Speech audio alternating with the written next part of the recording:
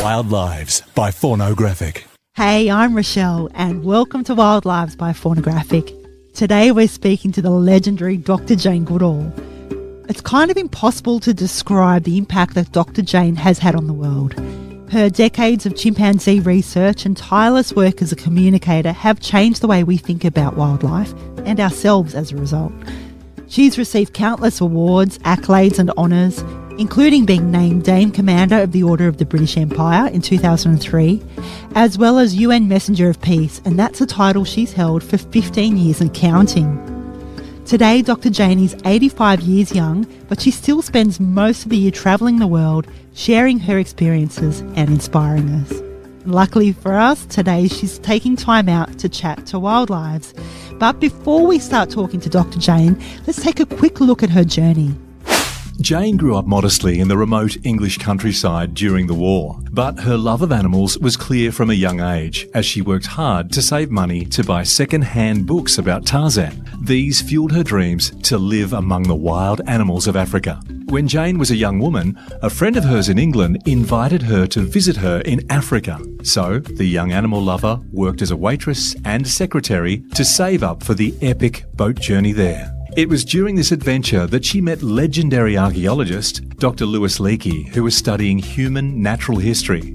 Seeing Jane's potential with animals, he invited her to study chimpanzees at Gombe National Park in Tanzania. So, in 1960, at the age of 26, she grabbed her binoculars and notebook and hiked into the forests of Africa. It was the beginning of a lifelong adventure with wild chimpanzees. During her time in Gombe, Dr Jane spent her days observing chimp behaviours and recording things like their relationships and social interactions, as well as their emotions, habits and personalities. No one had ever studied chimpanzees in this way before, and Dr Jane's research was groundbreaking, particularly her discovery that chimps can make and use tools. She learned this when she observed a male chimp, David Greybeard, using a twig to pull termites from a mound. This was a game-changing discovery, and as a result, Dr Jane is widely known as the woman who redefined man. And for his part, Time magazine named David one of the 15 most influential animals that ever lived, owing to the incredible impact he had on Dr Jane and her research. Hi, Dr Jane. Thank you so much for joining us today.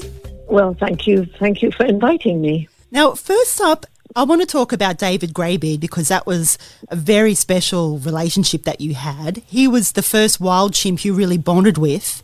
How did that relationship actually unfold for you guys? Well, when I first got to Gombe, I had money for just 6 months, and the biggest problem was that chimpanzees are very conservative. They'd never seen anything like me, and they ran away. And then gradually, David Greybeard, he was very distinctive, beautiful white beard, and for some reason he lost his fear before the others.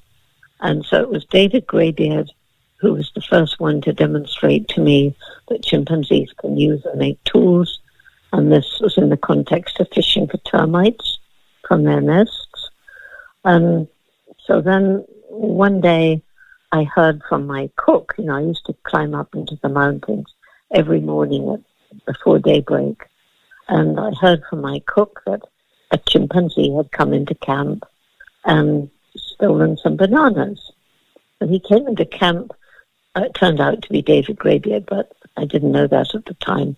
He came because a palm tree was fruiting, and chimps love palm nuts. And so he came a second day, and then I decided, well, I better wait and see if he comes again. And he did. And it was David Greybeard.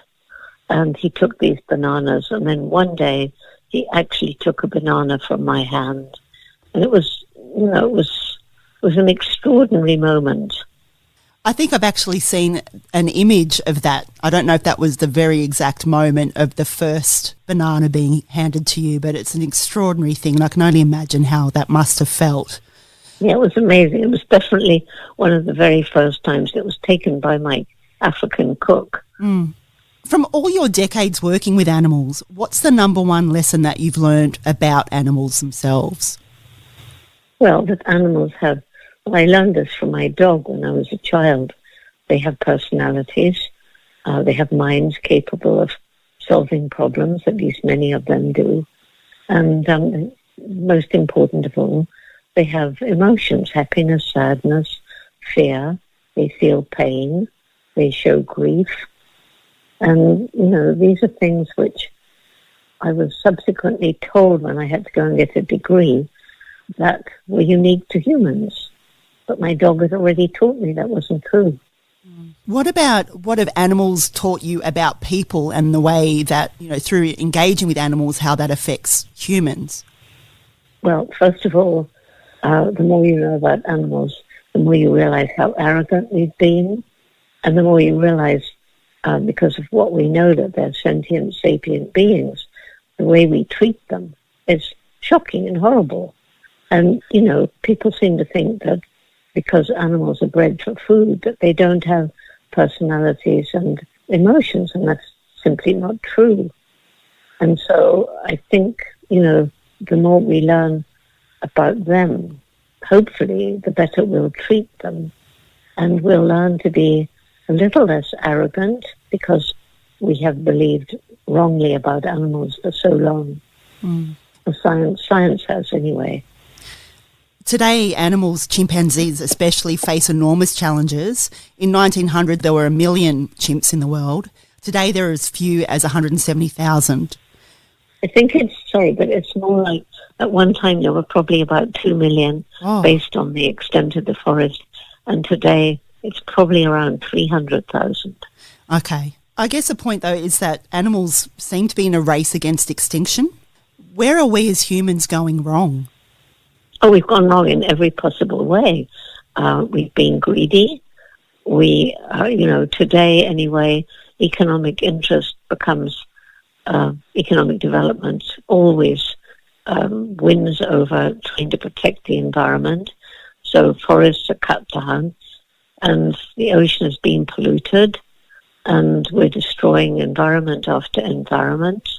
And it's partly due to poverty, because if you're really poor, you cut down the last trees to try and grow food to feed your family. It's to do with the unsustainable lifestyle of the rest of us. Don't we all have more than we need?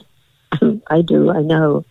And then there's human population growth, which is something we have to think about. We can't stick it under the carpet.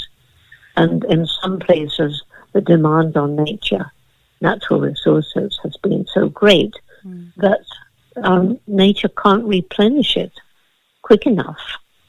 So we're actually destroying our children's future.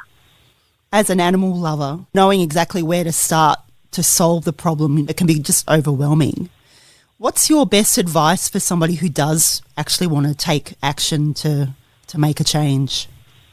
Well, first of all, you're absolutely right. If you start thinking about global problems, you get overwhelmed. And so I think it's wrong to talk about think globally, act locally. It needs to be the other way around. And so when I started our program for young people in 1991, the main message was that every single one of us makes some impact on the planet every day. And although if I make the right choices and it's just me, it wouldn't make any difference. But as you get hundreds and thousands and millions, hopefully eventually billions of people making ethical choices, what they buy, what they eat, what they wear, how did it harm the environment, did it lead to cruelty to animals, is it cheap because of child slave labor? If we start thinking that way and making ethical choices, we start moving towards a better future. And if we carry on with business as usual, it's going to be too late. You actually started up the Jane Goodall Institute in 1977, and that was to continue your research for chimp habitats. Of all the stuff that you've done with the Institute, what are you most proud of?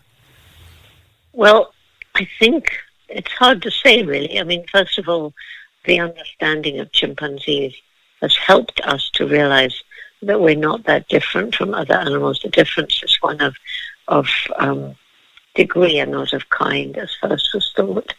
Secondly, to preserve the chimps, you need to conserve the forest.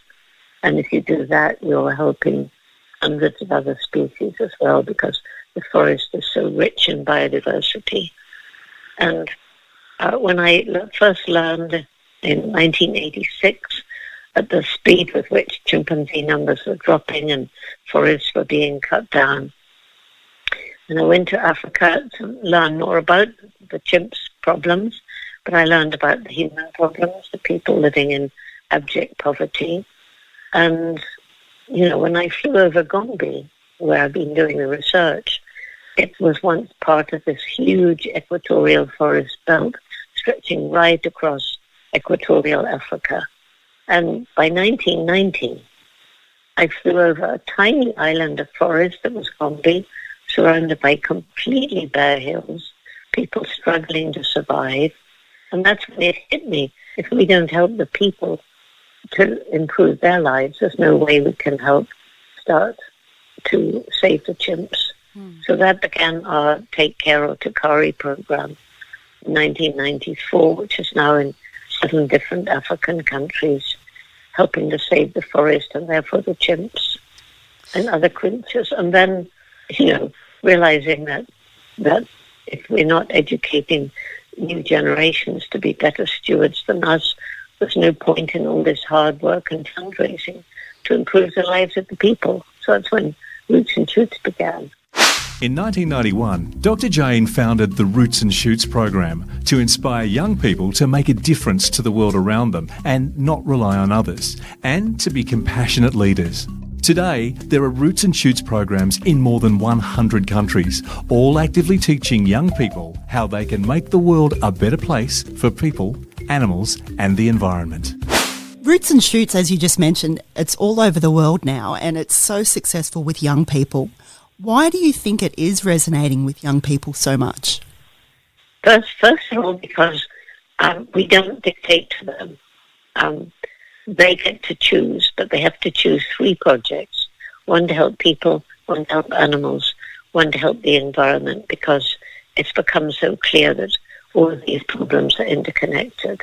So they get to choose what they're passionate about, and therefore they enter into this with a lot of enthusiasm. And, so it is the only program that combines animals, people, environment, and all ages from kindergarten through university. Last question. How do you want to be remembered? Well, I want to be remembered as somebody, what I'm doing mostly now is giving people hope, because there's so much doom and gloom. And so what I concentrate on is sharing the stories about the incredible people I meet all over the world who are doing so much for the environment, animals, and the future. And the incredible, resilience of nature, places we've absolutely destroyed. If we give them a chance, they can once again become beautiful and support animals and, plants and so forth. So it's only when people realize that we do have a window of time when with our individual efforts we can make a difference. If people don't have hope, why bother? I mean, if I'll eat, drink and be merry, tomorrow we die, what's the point of bothering? So giving people hope, I think, is one of the most important things that at this juncture in time I can do. But what do I want to be remembered by? Helping people understand that animals are sentient and sapient, and initiating Roots and Shoots, same sort of thing, giving people hope. Absolutely. Thank you so much for your time today, Dr. Jane. Thank you very much, and thank you for giving me the chance to share a very important message. Bye. What an absolute legend. It just blows my mind how one person can make such an impact on the world. Dr. Jane's Roots and Shoots project is a global phenomenon, and there's probably a branch near you. To get started though, do check out the Australian website, which is www.rootsandshoots.org.au. I'll also post all their social media accounts, etc. up on the Faunographic.com website. And before I go, I just quickly wanted to say thank you so much for listening to the Wildlives podcast. This is a wrap for Season 2. I'll be back in 2020 with Season 3 because every single wildlife story is important. See ya! Wild Lives by Faunographic. Check out our wildlife photo gallery at faunographic.com and on Instagram at Faunographic.